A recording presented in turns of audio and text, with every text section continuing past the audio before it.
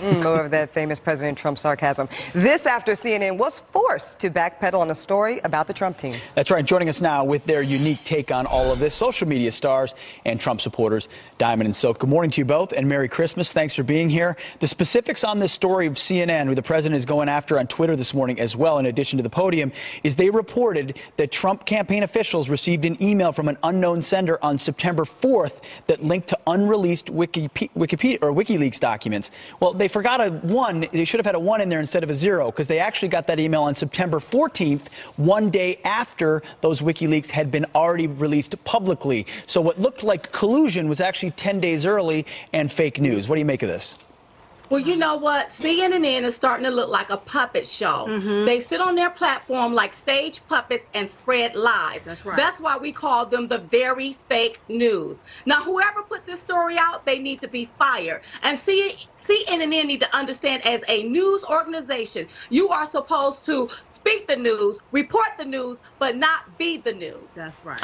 Let me ask you guys, now we've got not just CNN, but we've got ABC, and there's some other stories with relating to a Deutsche Bank account, but we have multiple incidences now, Diamond and Silk, on the biggest story of the year, the Russia probe. I've been hammering it all morning. For folks like yourself out in America, what does it say about their trust in the media? Listen, we don't trust the media. That's right. We know that they're trying to feed us a narrative so that they can win in 2020, and it's not going to work. We don't need them feeding us or spoon feeding us anything. We can think for our own self, and we see the bias, and we don't like it as Americans. That's right. Also, ladies, John Lewis, a civil rights icon, of course, he's refusing to attend the opening of the Civil Rights Museum down in Mississippi today because President Trump will be there. Ladies, what is your take on that? And specifically, let me ask you, although he won't be there, do you believe that John Lewis has earned the right to handle this situation as he sees fit?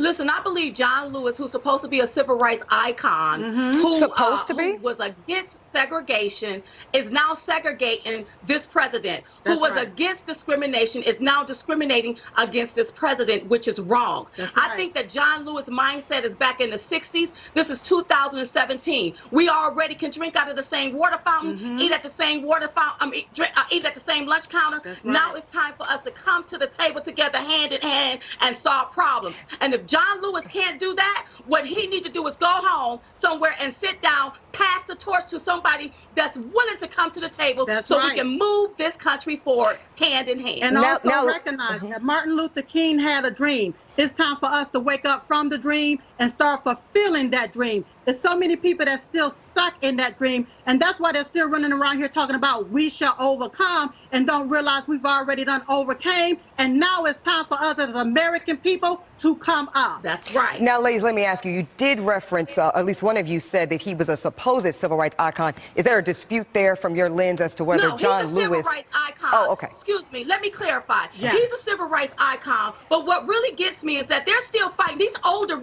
icons, civil rights leaders, are still fighting a fight from the 60s. We done overcame that. This is 2017. Let's move this country forward, and if we have a president that wants to make this place great again for all people, then let's help him do it. That's right. Well, no, your passion is understood, because when people won't even come to the table, whether it's Chuck and Nancy or not attending the inauguration, how can you have a conversation? How can you heal when you're not even in the conversation? That's right. You can't deal if, listen, you can't heal if you can't deal. Well, that's why I'm so happy. I'm so happy that the widow of late Medgar Evers is going to be there, because she wants to talk about to President Trump and the rest of the, his administration about what they're doing on the civil rights issue. That'll be good. Yeah. Diamond and Silk laying it out. Thanks, guys. As always, you boil it right down and give us the pulse of what's happening out there. Friend many years ago, he was my first boyfriend who had his own house. And one day I went outside to see what he was doing, and he was hoisting an American flag up the flagpole in his front yard. And I instantly felt very weird. It didn't make sense, but I felt this feeling of like, I felt scared. Yeah, I felt scared. Inside, I was shaken. Shaken? I believe it's pronounced stupid.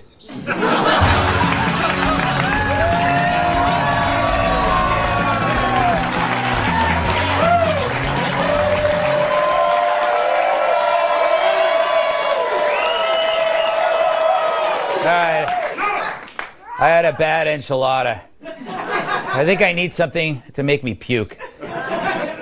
Oh, breaking news. ABC News' Brian Ross is reporting Michael Flynn promised full cooperation to the Mueller team and is prepared to testify that as a candidate, Donald Trump directed him to make contact with the Russians. Yes! He goes to jail, he goes to jail, he goes to jail. Lock him up! Lock them up! It's like she discovered a new planet made of pound cake. But no, just more bad news on Trump that later turned out to be false. Yes, the media got another thing wrong on Donald. And poor Joy, it's like Christmas when her parents promised her a pony, and instead she got measles. And poor ABC's Brian Ross, who got it wrong, saying Trump told Flynn to contact Russia when he was still a candidate, but then changed it later to president-elect. ABC has now banned Ross from doing any stories on Trump. That should be new.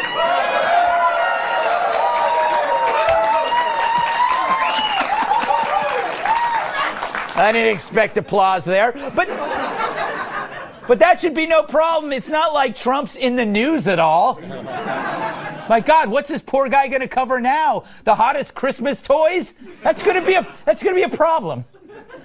I come when the trumpet sounds. I am the storm, the great American grizzly. Introducing the original Trumpy Bear, the fearless, super plush American grizzly.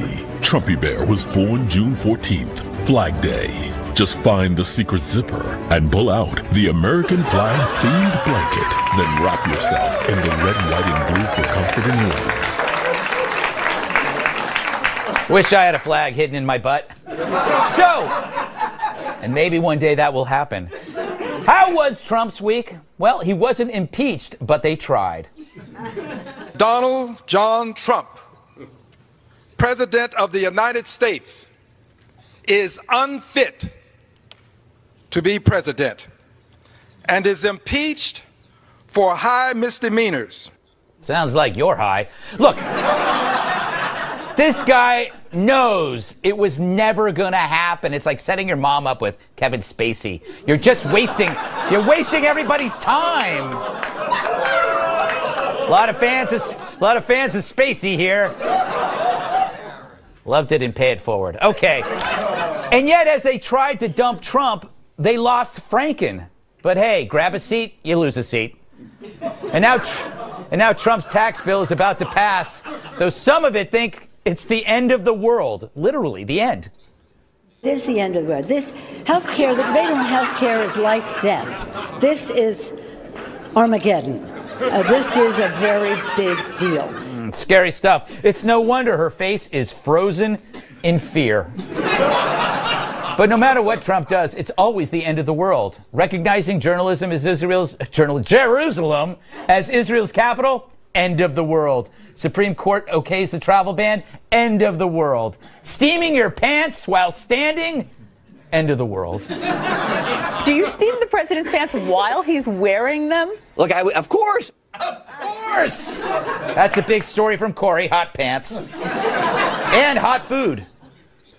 When the president would order for dinner 2 Big Macs, 2 Filet-O-Fish sandwiches, and a chocolate milkshake and eat all of that, were you concerned about him? Well, he never ate the bread, which is the important part. It is! That is the important part. This is yet more proof that Donald Trump is the billionaire we'd all want to be. Flying in your own jet, eating 8 Big Macs, while a guy with a buzz cut steams your crotch. I mean, wouldn't you? So recap, as the media and that brain cockatoo, Joy Behar, are losing it over Russia, the markets keep climbing. Foreign investors are piling back into the U.S. market. We've had 3 fiscal quarters of over 3% growth, with the next projected even higher. Illegal migration is dwindling. Trump's packing the federal courts with talent. He's repealed the Obamacare mandate, also opens the Alaska onward to drilling. He's cutting regulations, shrinking government. He's finally gotten China's attention on North Korea and tightened our relationship with India, which was needed. So take a step back and ignore the media-generated noise and some of his self-inflicted wounds. And Trump's becoming pretty consequential, and it's changing people's brains. The only thing I was good at was the timpani. And I think the reason I was good at the timpani is because I really enjoyed hitting things with sticks. Stories that don't make sense at first, but then down the road, hey, come back, do it again. Do it again. Do it the other way. Do it backwards. Yeah, good. Come back that way. Yeah, there you go. Thank you. Oh, come on. I think this Russia thing is doing her in. I know just the thing she needs. Simply style his trademark hair and place him in his favorite chair. Even the toughest guys will love Trumpy Bear. When America is great, business is great. When business is great, I am great. I love you, Trumpy Bear. I love you too, Trumpy Bear.